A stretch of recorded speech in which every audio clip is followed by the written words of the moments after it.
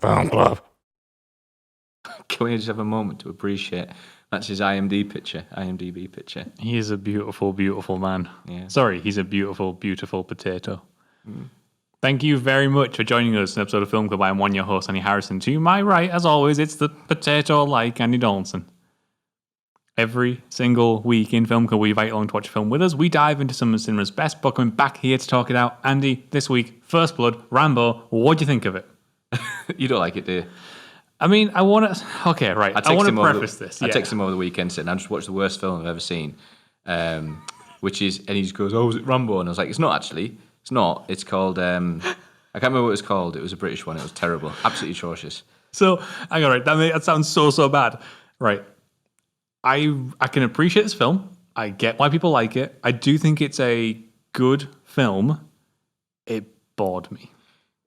I watched it for the second or third time, and I was, after you said that, I was trying to like, because first time I really enjoyed it, and I was thinking, because I love anything to do with guerrilla warfare, you know, like kind of this stuff like Red Dawn and everything like that, and I love the idea of, especially towards the end, how he's taking out like the lights, he's causing like the sound, you know, with the guns, he's causing like distractions with the petrol and everything like that. He's causing, you know, disarray in the amongst the community to try and get this the police guy to the chief to kind of like just make him think about everything else. It's fantastic. I love how like kind of detailed it gets into that.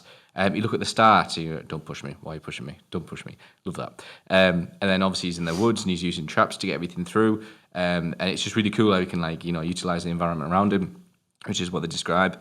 But I feel like that middle bit, we're talking about like from like 25, 30% in the film until the last maybe 75%, the pacing's terrible. The pacing's really terrible.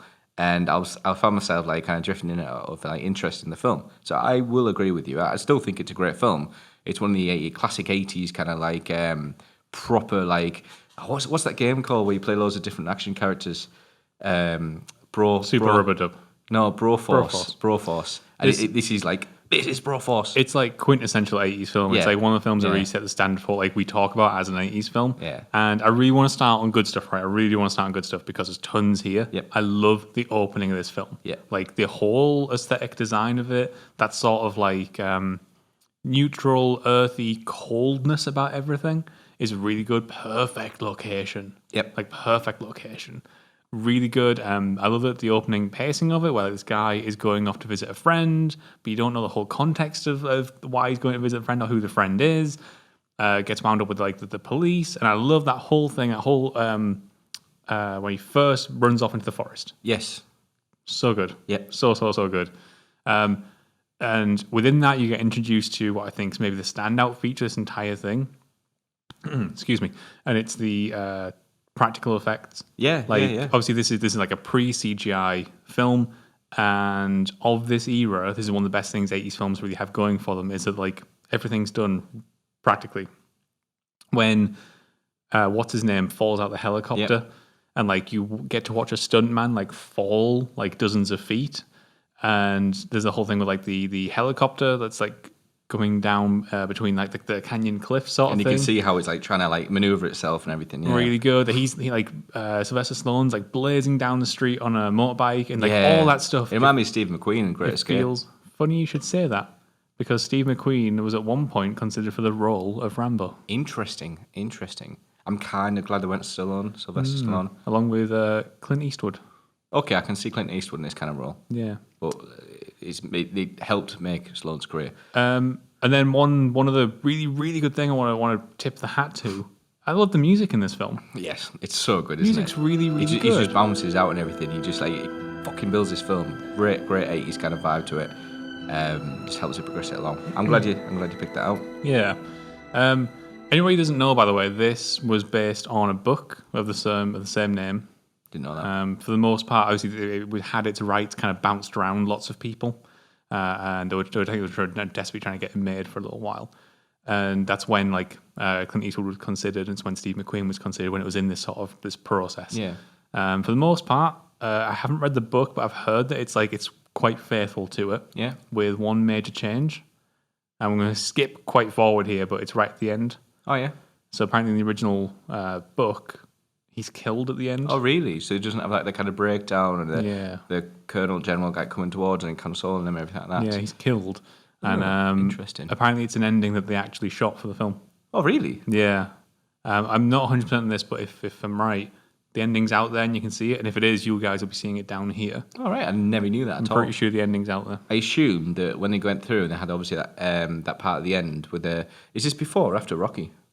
This is after Rocky? Yeah, so with its success, and obviously they must have seen something in Stallone, they're going to keep it open for sequels and everything like that. I mean, like, was Rocky 2 the sequel of Rocky? Did that come out before this? Because they must have seen his progression in his career and films that he does. Because this is like a huge character performance from Stallone.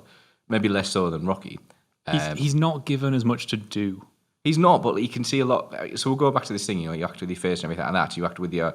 Sometimes silence is a really good way of portraying how you act and everything like that. In Rocky, he's very vocal. He's dialogue heavy and everything like that. Even at the part with the arena at the end where he's quite silent with a lot of stuff, he's very good. He's a guy that likes to run his mouth. Like, he fills the silence. But in this, I think he really works on the opposite, so it kind of shows his depth doing that. So for me, I think it's yes, it's different to Rocky. It's different to maybe other work, but I think it's also a very good vehicle. And it is. I don't think it was designed as a vehicle for him because he'd already had Rocky. Well, it's written by him. But, he's one of the writers. On this? Yeah. That's peculiar. On this? Yeah. It says the credits at the start written by Sylvester Stallone. He must have been part of the adaptation process. Yeah. I know he wrote the second one. Yeah, screenplay. All right, cool. Yeah, okay. I know he wrote the second one as well. So yeah, I don't think it's necessarily designed as a vehicle, but he is given that wonderful ending as well. Whereas like Rocky, I don't think we mentioned this particularly too much in when we're talking about Rocky. And it's slightly unfair of us, I think, to do back to back and compare this to Rocky. They're such different films. Yeah. In Rocky, he's given that like wonderful moment where he gets to completely just let it all out and shout at the guy, his manager, who's just left. I think I mentioned it last week, but it's one of my favorite scenes in that film. And similarly in this, he gets the breakdown moment right at the end where he finally kind of reveals everything that's been going on in his head throughout the film, even though like we haven't really been getting to see that very often. Yeah. Like almost justification for his action. Yeah. Interesting choice, by the way, right? This is one of the things I don't know where I sit on it yet, right? The decision to not give us the perspective of Rocky that much, Rambo. of Rambo that much. Instead, we see a lot of the film through the eyes of the response and the police. But could that not make you... Could you not watching that and watch this film all the way through and not realise whether or not you were on board with Rambo and what he was doing in his actions and everything like that? Could that not give you like the kind of false mindset of like, well, not false, subjectively false, of going through and thinking, fucking hell, it's Rambo. Like, you could be like, this Rambo's a bit of a dick, why is he being like so aggressive and everything like that? But then when you watch the end and you watch it all, you see him as the victim in all this. Like, does it make for a second watching? Does it make for like... I see where you're going with it, and I would agree if they hadn't done the opening the way they did, because the opening is designed to make you sympathise with him. Yeah, that's a good point. Okay, yeah, you're right. But yeah, I kind of like it in some respects. Like, sometimes he's made into like the creature in the shadows. Like he's made sort of this scary entity that you don't know what he's going to do. And at times we do get his perspective, especially like when he's climbing through the drain. Yeah. Is that right? He's in the mine. Do you want this to remind me of? So just a complete, because we're talking about structure and point of view and stuff. This reminds me a lot of Predator, the first Predator. And obviously Predator came out after this, like about 5 years later. So Predator maybe cognizantly like took this as an inspiration.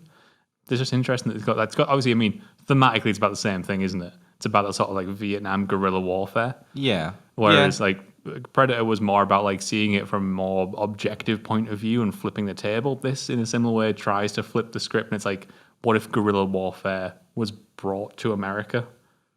You need to watch Red Dawn. You watch Red Dawn? Yeah. If you like that, you need to watch Red Dawn. So obviously you've got Stallone. We mentioned about his character and everything like that. Yeah. Quick shout out to I had him up here. The sheriff, Will. Sorry, shout Will. out to Brian Dennehy. Right. He reminds me of. I always remember. I've said this in a few episodes back. When we watched Unforgiven, our man fucking hates. Who's the guy that's Gene Hackman. Gene Hackman. He's just got this horribleness about him. That's how she described him. It's just Gene Hackman. Like this. And I think that the sheriff, whilst he's not necessarily as harsh and as bad as Gene Hackman or many of his characters, he does have this kind of like, for fuck's sake, this really like more than annoyance, this stupid amount of pride, like this is my town and everything like that. And he does it really well. Yeah. It makes you not necessarily hate's a strong word, but really severely dislike this character.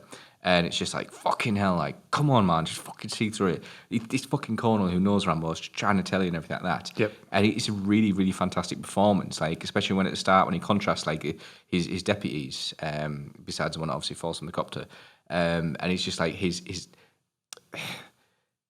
is the evil in this film, but it's not necessarily like a devout evil, like maybe Gene Hackman sort of stuff. Yeah. But he's like he's just the polar opposite, and it kind of like works really well. Anyway, so I thought it was fantastic in this. He is the General Ross to Rambo's Hulk.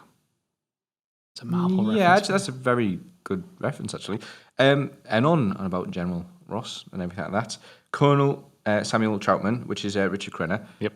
Really, really fantastic. I love how he keeps coming in this film. He's having this, like, really, considering, like, the atrocities that he might have done in Vietnam and everything like that, what he's seen and what he's done, how calm and collected he's almost throughout the film, just trying to tell him, he's just trying to, like, make it peacefully and everything like that. And obviously that bit at the end, he's almost like a kind of a father figure to Rambo at points. Yeah. And it's just really cool considering you got, like, one end of the stick, you've got Rambo, who's, like, on the fucking breaking point, and then you got his Colonel, who's, like, he's almost come to terms with everything.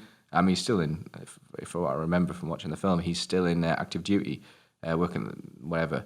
But He says he's got a desk job, doesn't he? He's sitting somewhere. Yeah, and I really enjoyed that. I feel like there's three strong characters. Obviously, not Rambo's like the main one here. Yeah. But I feel like they all had their own kind of role and movement in this film. It's got like Really the whole structure of the chemistry. film has it's very stripped back. Like everything is kind of stripped back to its core necessities. And in some ways it works. It's also one of the things that I think put me off a little bit because I think it becomes a little bit reliant on spectacle, becomes a little bit reliant on the idea of grandiosity and like myth. But like, whatever. This is an 80s classic, totally worth a watch. Even if I didn't like it personally, this is absolutely worth you going and watching this thing. And just to see like even the legacy of Rambo. Yeah. Because prior to watching this, I also never realized the First Blood takes place in the US. I always assumed it took place in Vietnam. No way. Fair enough. Again, you need to watch Red Dawn. Yeah. So anyway, there is First Blood. You can let us know in the comments below what you thought of First Blood, or you can hit us up on Twitter, as always. But we are going to be back once again next week, where we take a look at $1 Million Baby. We realised after Rocky, we really like that kind of like genre, sports kind of genre, especially to do with... We wanted to see somebody punch someone again. Yeah, we like punching. So, really good one, Clint Eastwood. Have a look. I think this is the one he did the music for. Until then, get watching. Listen to the music. No.